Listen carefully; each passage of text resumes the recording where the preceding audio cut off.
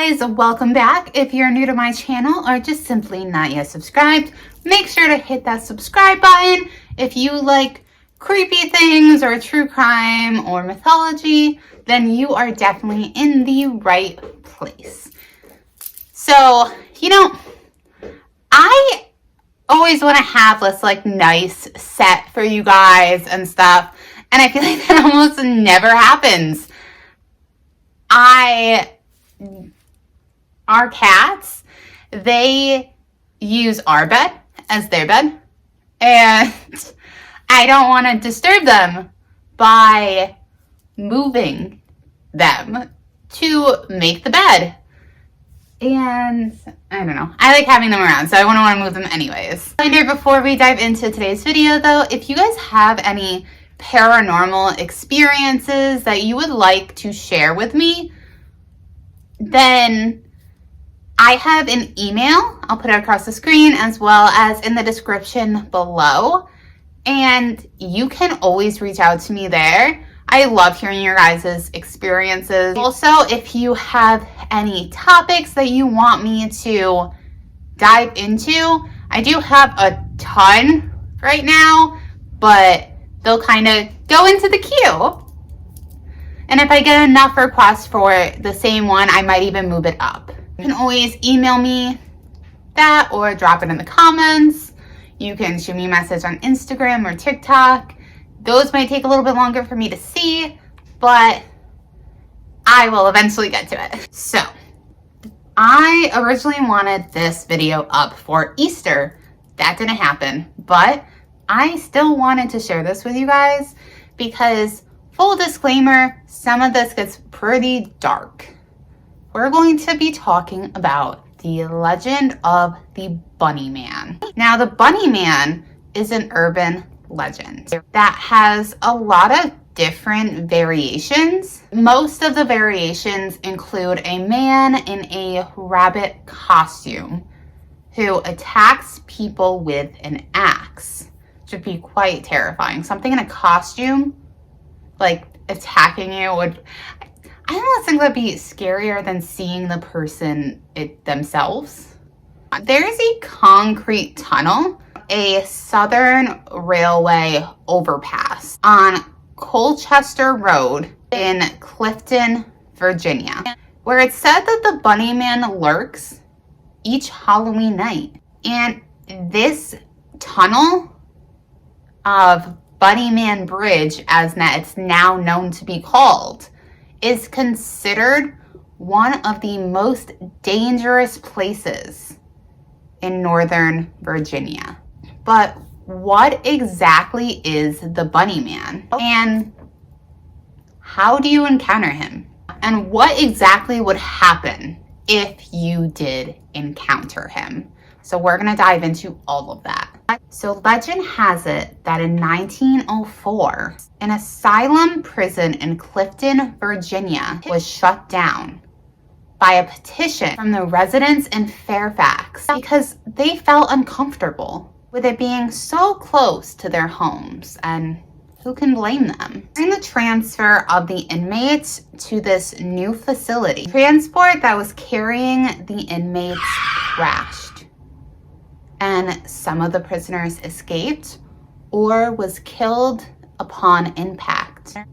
A search party was conducted, and all of the prisoners were accounted for except for one. In this time, locals were finding hundreds of cleanly skinned, half-eaten rabbits hanging from trees in the area. Another search was ordered, and police found the remains of Marcus Walster left in a similar way as the rabbits were being found. He was found hanging from a tree by what is known as BunnyMan Bridge.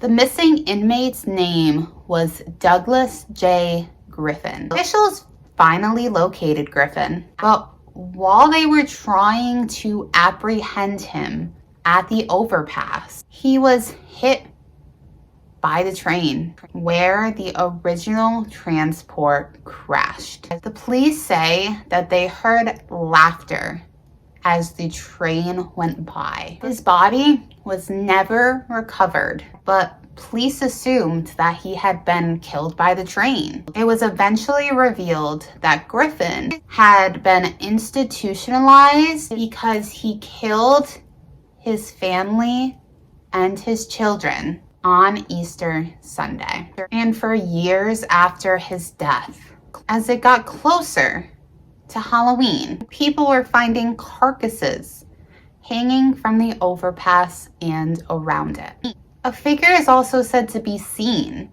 by people making their way through the tunnel. One Halloween night, there was a group of kids that were hanging around the bridge, and they reported seeing a bright light or an orb.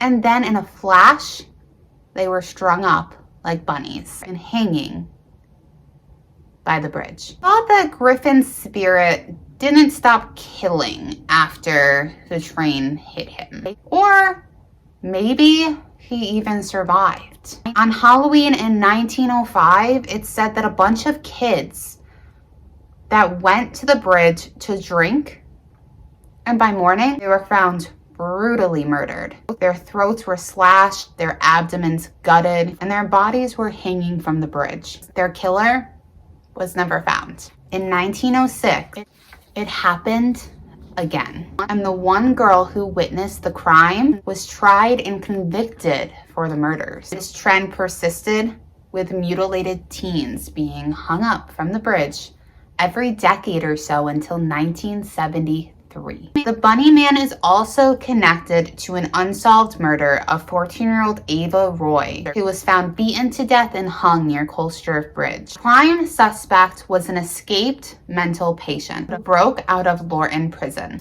but he was found innocent of the crime. I'm going to dive into that case a little bit more a little later in the video. The BunnyMan was also said to be responsible for the deaths of 2 disobedient children in the Clifton area. So now you know the legend of the BunnyMan. So now we're going to dive a little deeper. Now, this is a video where you're going to get the whole story, you guys. Brian Conley was a name that I just kept coming across as I was researching this. And you guys, I looked through over like 10 different articles for this. So his name just kept popping up. He is a historian, archivist at the Fairfax County Public Library. And growing up, he heard about the Legend of the BunnyMan. And he wanted to separate fact from fiction. Kind of like the show Fact or Faked. That was my favorite show. So he decided to dive through the records. Like, he had access to them, so kind of like, why not, right? So after hearing about the 2 children that the BunnyMan was said to be responsible for, he dove into those records. Having to go through old newspapers, he looked into every murder and killing that was reported by the local press from 1872 to 1973. Because 1973 was the last year that the BunnyMan was said to kill somebody. There were over 550 individual mentions of killings during that period. He eliminated domestic murders and concentrated or multiple murders, and those that involved children. He narrowed down the list from the over 500 to only 3 cases. The first case. On Thursday, February 24th, 1949, Mrs. Hulber and her 8-month-old daughter, June, drive to Fairfax County with her estranged husband, Charles. All were residents of the District of Columbia. Charles Hulber later told police they had come to see the new lodge at a nudist colony that he belonged to. When they were leaving the lodge, the car became stuck in some mud. The couple fought, and Mrs. Hulber took the child away from her husband, and she didn't come back. Charles Hulber spent the night in his car and got a ride back to Washington the next day. He returned with his brother-in-law and a friend to retrieve the car. Since he couldn't find evidence of his family, the police were notified. There was a large search of the area, which included Fairfax County Police, Washington detectives, and some Boy Scouts. Around 5 p.m., the searchers were just about to give up for the night when one of the detectives noticed the ground they were standing on was very soft. Both the mother and the daughter were found in a shallow grave next to the lodge and less than 200 yards from where Charles Hulber's car had been stuck. Francis Hulber had been beaten and then shot once in the head and once in the heart. The baby girl had been buried alive. Charles Hulber was the prime suspect, obviously, because his car was literally 200 yards away, and he was the last person to see his wife and his child. And if they wandered off and she didn't come back, why are you going to just sleep in the car instead of look for her? Hulber later confessed to the murder and told investigators that he had planned it for 3 weeks. He had not intended to report the disappearance of his wife, but had to change his plan when his car got stuck in the mud. He is a horrible person. The case came to trial on January 16th, 1950. The hearing went on for 4 days and returned with a guilty verdict, and he was sentenced to die in the electric chair. Hulber's attorney filed an appeal saying the jury failed to give proper consideration to the plea of insanity and that the court made errors in its instruction to the jury. The Virginia Supreme Court of Appeals overturned the conviction and ordered a new trial. Hulber was recommitted to the Western State Mental Hospital at Marion, Virginia, where he was judged to be insane. I think that he is insane, but I think that he still should have served the harsher sentence. He killed his wife and his daughter, a baby, and he planned it. So let's talk about the second case. Mrs. Ridgway lived with her husband and 3 children on Telegraph Road in Alexandria. Sometime on the morning of March 4th, 1927, a man who was later identified as Louis Borsig called the home saying he was looking for Mr. Ridgway. When he found out he was not home, he attacked. He beat Minnie Ridgway until she was unconscious and then did the same to her daughters, Loretta, who was 7, and Catherine, who was 5. He then stole money from the house and fled. The crime was discovered by a neighbor who heard moans coming from inside the house. All 3 victims were taken to Alexandria Hospital, where Loretta later died. Catherine lived another 8 days before her injuries took her. Minnie recovered and later identified the assailant. Borsig was arrested at his home and transferred to the jail in Winchester. He was executed for the murders on July 7, 1927, only 3 months after this horrific crime. 1, I don't get why people break into other people's houses and steal. 2, I don't understand, it would have, if he wanted to steal from them, wouldn't it have made more sense for him to go in when none of them were there? He literally killed because he wanted to steal some money? Now we're going to talk about the last case. Now this is the case that I said that I would touch base on later in the video, so now it's later in the video. So Peter Roy was a Danish immigrant who came to Fairfax from Minnesota in 1912. In November of that year, he purchased a couple pieces of land near the current intersection of Old Keene Mill Road and Seidenstricker Road for a total of 180 acres. Roy was a widower, and his 2 daughters lived with him. His oldest daughter, Carolyn, and her husband, William K. Herman, and then his younger daughter, named Eva. On the morning of August 4th, 1918, Eva Roy, who was 14, left their home around 9 a.m. to tend to her father's small herd of cows. Her father became worried when she didn't come home, so he started to search. Neighbors would soon come to help him search. It was around a full day later when they would find her body tied to a tree in the woods near the old Hans house. Her apron string was tied around her throat. The county coroner said that the girl was brutally assaulted before being strangled to death. The main suspect was a 33-year-old woodcutter named Lou Hall, who lived half a mile from where the girl was found and was also in the woods at the time she disappeared. Another suspect came up, William Wooster, who was 16. He had recently been released from an insane asylum, but he was found innocent due to not being anywhere near the scene of the crime, which can't commit a crime if you're not there, right? The next suspect was a soldier who deserted from Camp A.A. Humphreys, which is now known as Fort Belvoir.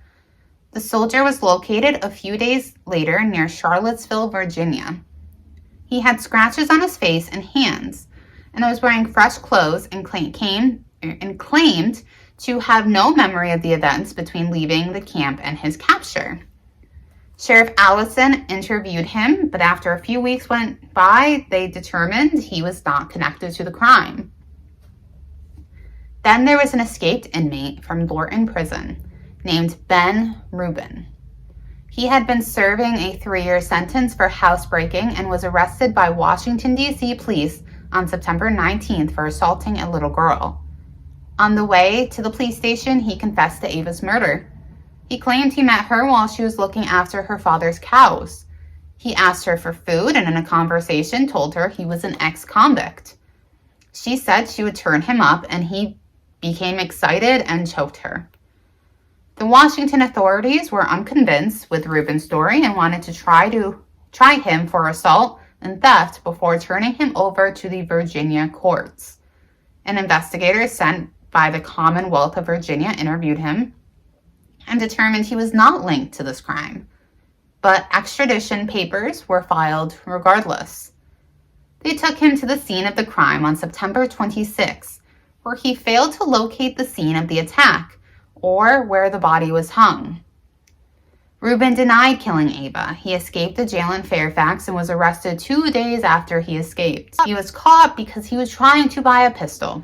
And he admitted that he made his whole story up because he wanted to be transferred to Fairfax because he thought it would be easier to escape jail there.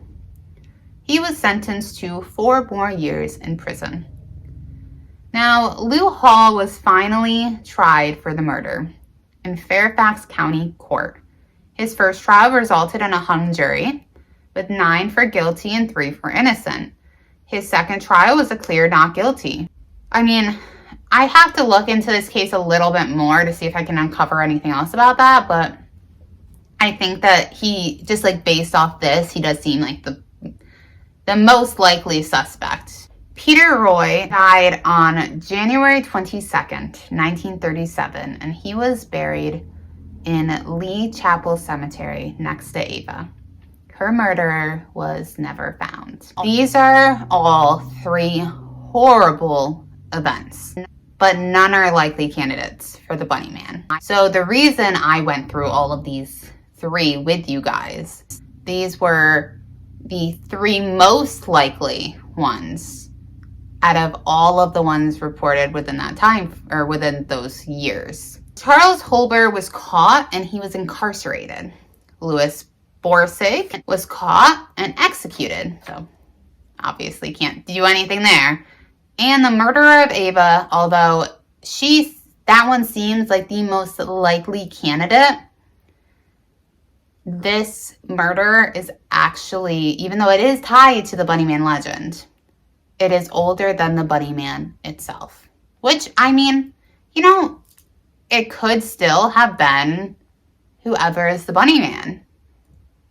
It could. So as far as the legend about Griffin goes, there is no records of him. There was never an asylum for the insane in Fairfax County, and Lorton Prison didn't come into existence until 1910. So let's dive further. What could have spawned the BunnyMan? On October 20th, 1979, there's an incident reported by U.S. Air Force Academy cadet Bob Bennett and his fiancée Dusty, who were visiting relatives on Guinea Road in Burke. Around midnight, while they were returning from a football game, they parked their car in a field on Guinea Road to talk about their feelings with one another. As they sat in the front seat of the car running, they noticed something moving outside the rear window. Moments later, the front passenger window was smashed, and there was a white-clad figure standing near the broken window. Bennett turned the car around while the man screamed at them about trespassing, including, "You are on private property, and I have your tag number." As they drove down the road, they discovered a hatchet on the car floor. When police asked for a description of the man, Bob insisted he was wearing a white suit with long bunny ears. But Dusty remembered something white and pointed like a Ku Klux Klan hood. They both remembered seeing his face clearly, but in the darkness, they couldn't tell his race. The police returned the hatchet to Bennett after examination. Bennett was required to report the incident when he returned to the academy. It was later confirmed that the man was wearing a bunny suit. Conley was able to track down the still married couple that had the hatchet thrown at them. While they didn't want to talk about it, they did confirm it happened, and they did share vivid details with him. The aunt also remembered clearly combing the glass from the shattered window out of Dusty's hair, and the couple still has the hatchet to this day. They put it on a plaque as a reminder of when they almost died.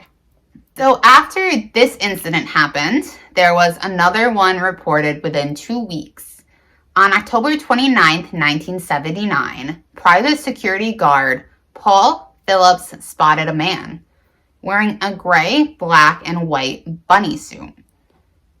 The man was about 20 years old, 5'8" in height, and about 175 pounds. He was on the porch of a new unoccupied house, and he was holding an axe.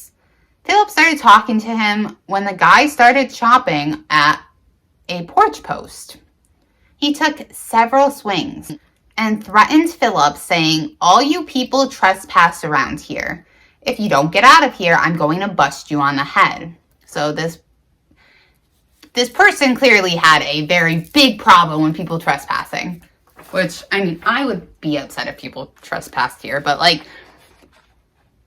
to start chopping at an unoccupied house is a little strange. So Fairfax County Police looked for a male in his late teens or early 20s dressed as a bunny. There were more than 50 people who claimed to see this bunny man, but the case was eventually closed because there wasn't much evidence to go off of. It was mostly just people saying, "Hey, I saw this," and I mean, there was the hatchet, there were the axe marks, but there just wasn't enough. It's said that if you go to the BunnyMan Bridge before midnight on October 31st, so Halloween, you will find a group of kids having a good time the way that they did when they were alive. They all leave a few minutes before midnight, vacating before a more sinister spirit arrives. Then, right before midnight, you will see rabbits near the bridge, again, signaling his coming. Then a light, perhaps from the train that struck him down, will appear above the bridge, followed by the figure of Griffin himself at midnight exactly. He will appear under the bridge, and his soul will glow brightly, blinding you. Now, if at this point you don't run, he might kill you, the same way he did with his victims in decades past. This area, because Fairfax County has become a lot more populated than when the legend started, this area is now placed under surveillance by the police. And though you can still drive under the bridge, like you can go through it, Any stopping near the bridge is considered trespassing, and this will get you roughly a $250 fine. So my question for you guys, after I just gave you all of that information, is what do you think the BunnyMan is? Do you think that it's just a simple urban legend, just something that spun and changed and became extravagant over time? That it was created from the BunnyMan who was just really against trespassing and was chopping at a porch post with an axe. And I mean, obviously not as severe as him throwing a hatchet through the window of a car. But do you think it's just something that literally took on a life of its own? Or do you think that the story of Griffin is real? And maybe it was all covered up. Something to think about. Let me know in the comments down below what you guys think about this legend and what you think could have spawned it.